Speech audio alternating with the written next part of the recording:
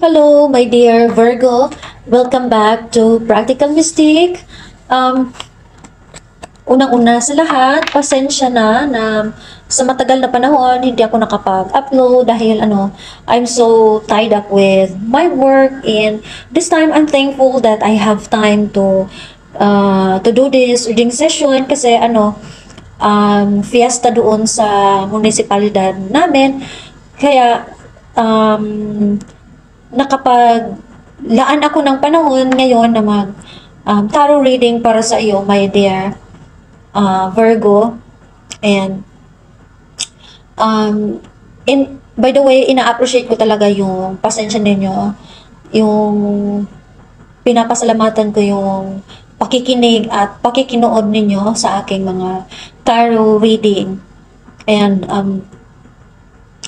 this time, alamin natin kung ano ang mensahe para sa iyo ng Divine gamit ng Beginner Tarot Deck, Light Seer Tarot Deck, Karma Cards, Powerful Thought Cards, and of course the guidance of the universe, the spirits, angels, my ancestors, and the celestial teams.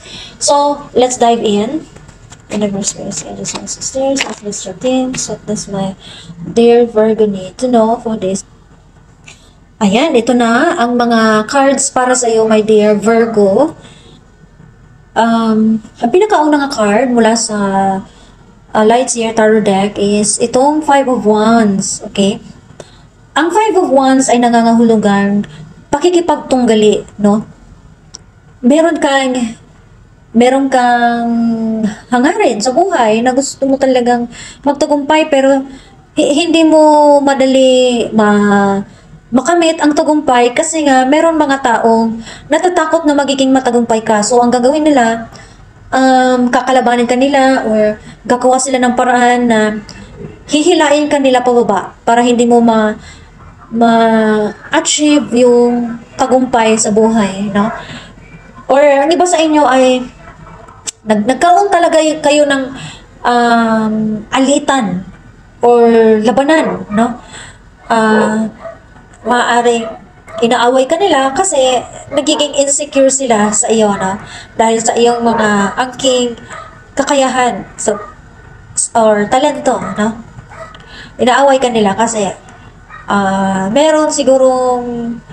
meron ka na wala sa kanila.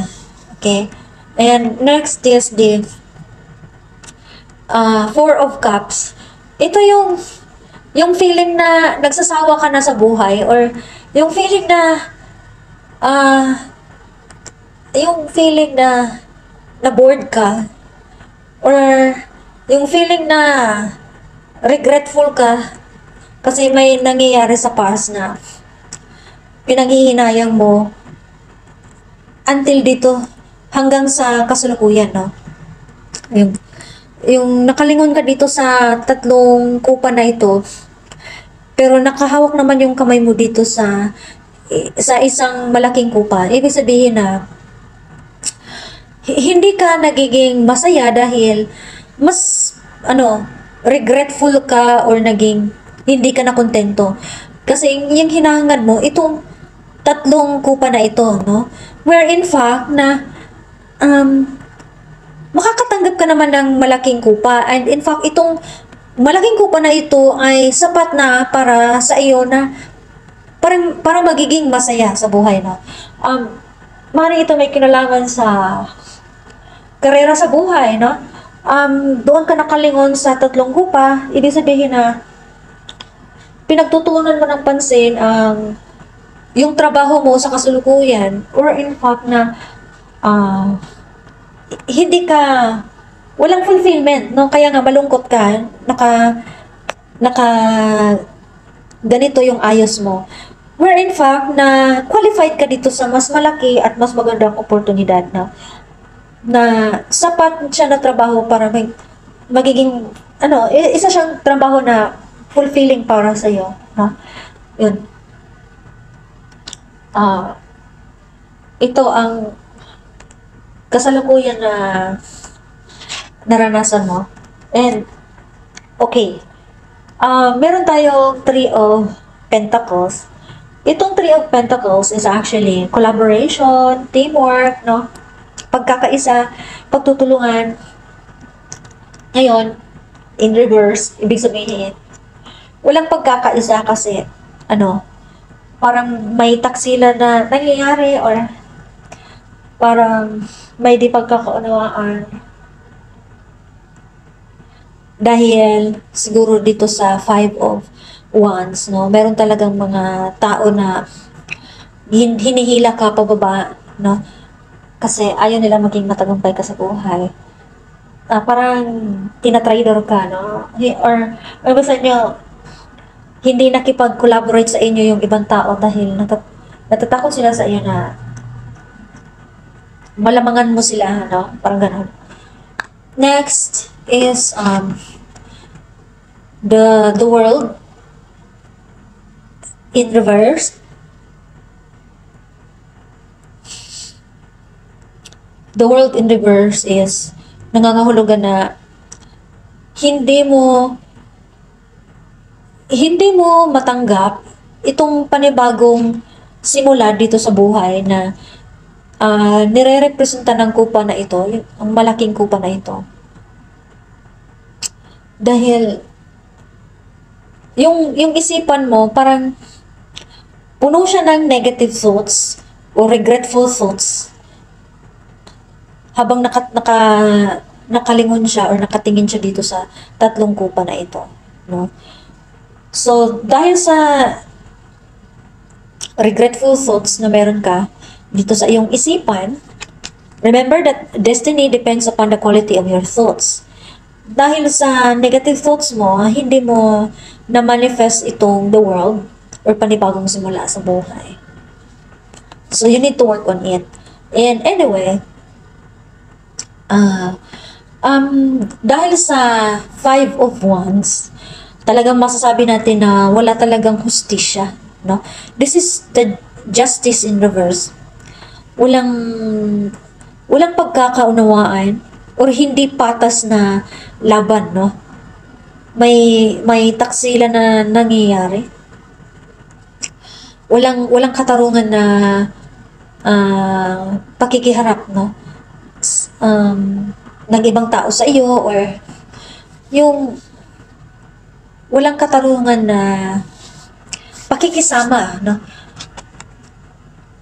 Kaya nga meron tayong Three of Pentacles in reverse. Laban lang tayo dyan, my dear Virgo.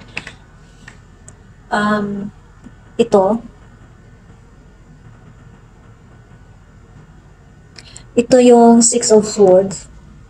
Six of Swords. Pareha lang din pala kayo ng karanasan ni Taurus ngayon na nagkaroon din si Taurus ng Six of Swords in reverse kasi nga meron ding mga tao na nakikialam sa kanyang buhay. Hinihimasukan siya, pinapakialaman at hinaharangan siya sa kanyang mga plano, no? Sa pamamagitan ng kulam, okay? Pinakulam siya sa mga witch warlock. Yun ang dahilan kung bakit hindi nakapag-move on si Taurus. So, same case kayo ni Taurus, my dear Virgo. Dahil nga, meron talagang mga tao na matindi ang selos sa iyo, no? Nakikipagtunggali sila sa iyo. Where in fact, wala naman dapat ipagtunggali kasi there's no comparison between the sun and the moon. So, same case to us people na hindi tayo dapat nakikipagtunggali sa isa't isa kasi ang bawat isa sa atin ay hindi talaga pare-pareha. And then here, the justice in reverse na sinasabing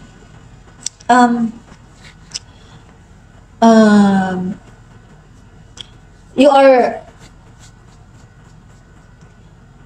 facing injustice, no, caused by others. That's why you cannot move on from one place to another.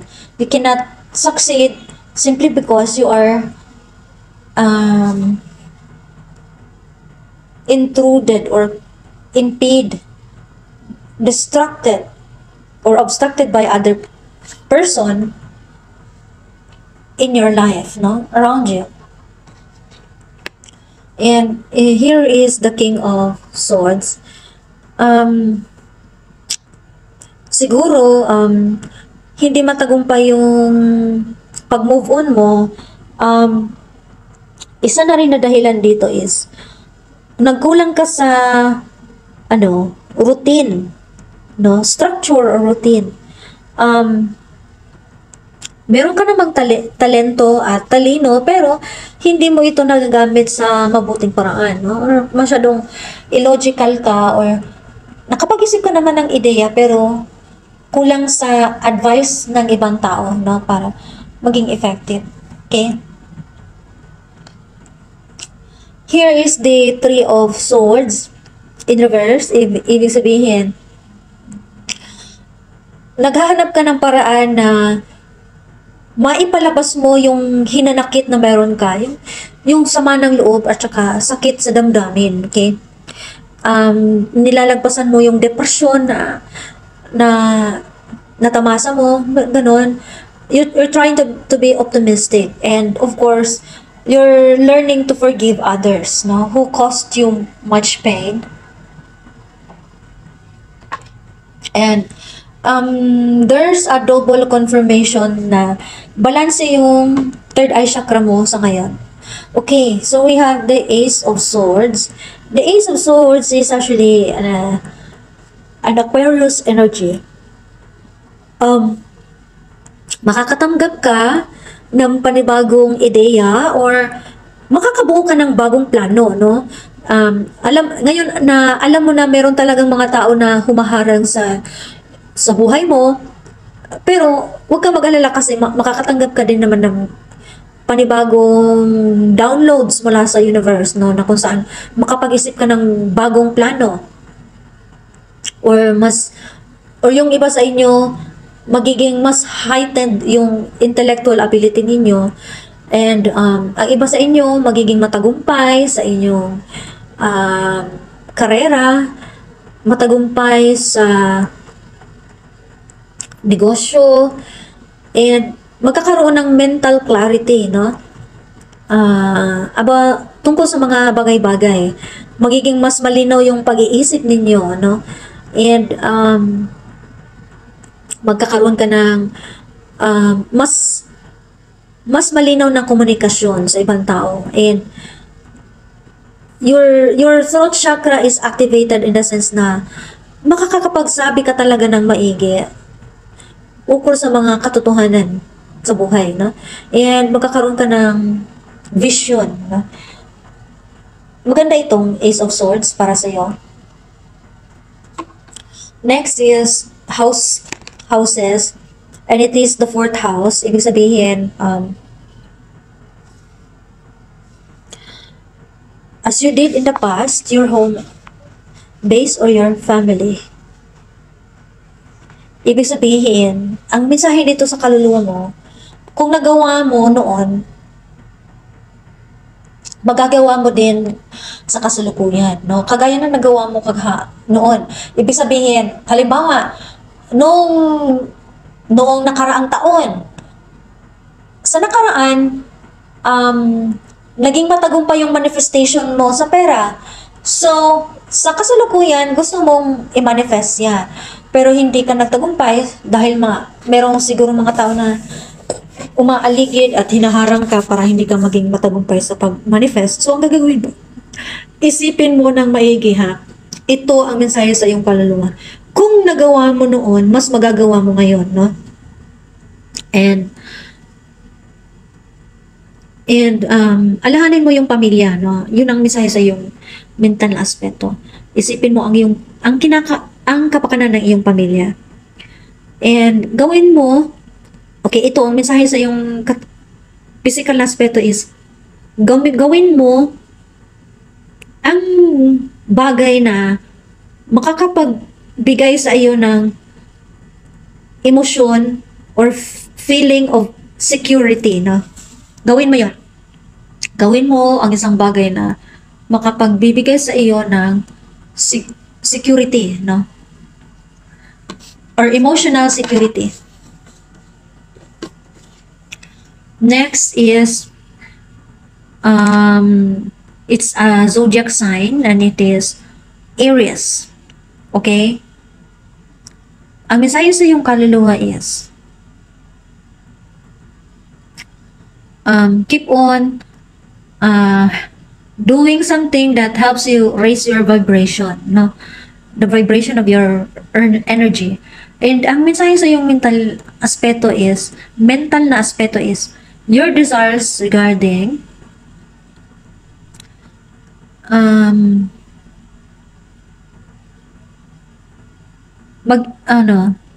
kung meron kang gustong i-achieve, dapat i-desire din yan, no? Dapat magkaroon ka rin ng kaparehang desire sa iyong puso, no? Kung ano man yung iniisip ng iyong isipan, halimbawa pera, so yun din ang vibration na i-tune in ng iyong puso, no? Your heart energy or mental energy. So so that it would result success. Okay? And ang mensahe sa iyong physical aspeto is, kailangan yung strength mo and honesty. Because honesty is the best policy. And the next is,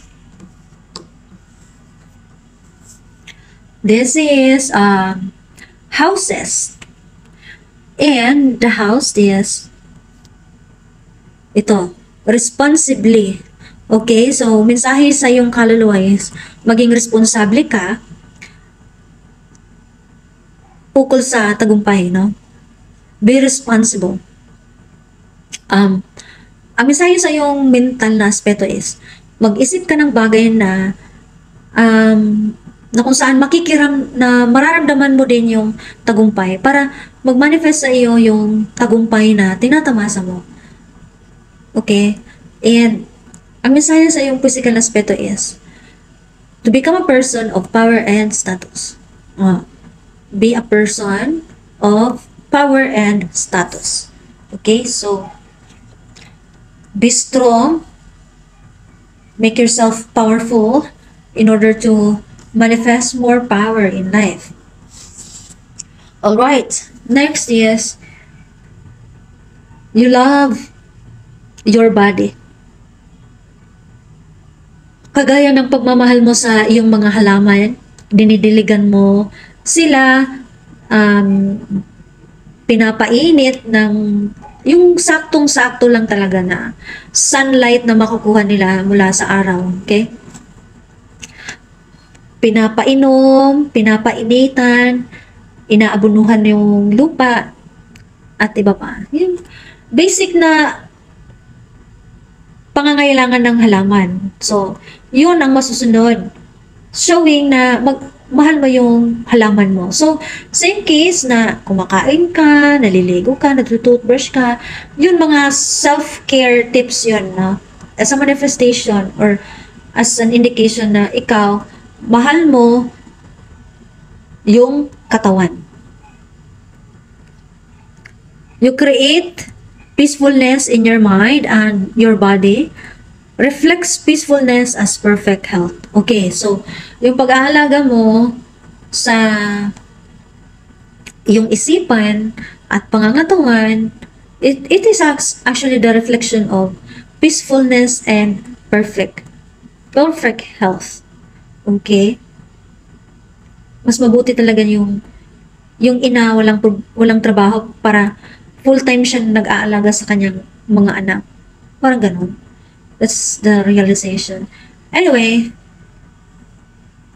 pero kung hindi talaga kayo, so hindi lang dapat ipagpatuloy, no? Walang kabuluhan kung magpapatuloy ang relasyon na sa tingin mo, sa pinakauna pa lamang ay wala talagang emotional fulfillment. Okay. Your work is deeply fulfilling. Wow! Kakasabi ko lang tungkol sa work fulfillment. Ito na yung lumabas. Your work is deeply fulfilling.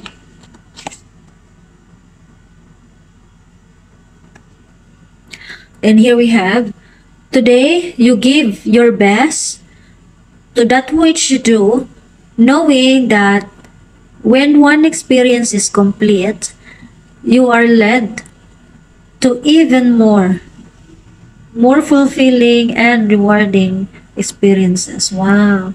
You are led to even more fulfilling and rewarding experiences. Yeah. Swerte ka kasi magkakaroon ka ng trabaho na tinatawag natin na very fulfilling. Okay? You deserve it. Maganda yun. Masaya ako para sa iyo, my dear Virgo. So, ito lang lahat ang masasabi ko sa iyo. I hope that this resonates to you personally. And I hope that there is clarity, practical advice, and healing for you. My dear Virgo, continue to heal yourself. Forgive yourself, forgive others. It's a healing gift for yourself in order to raise your vibration and attract abundance in life. Remember that your destiny in the future depends upon the quality of your thoughts. Okay? So, maraming salamat sa iyong pakikinig at panonood, my dear Virgo. I declare healing, clarity, again, love and light, my dear. Peace out.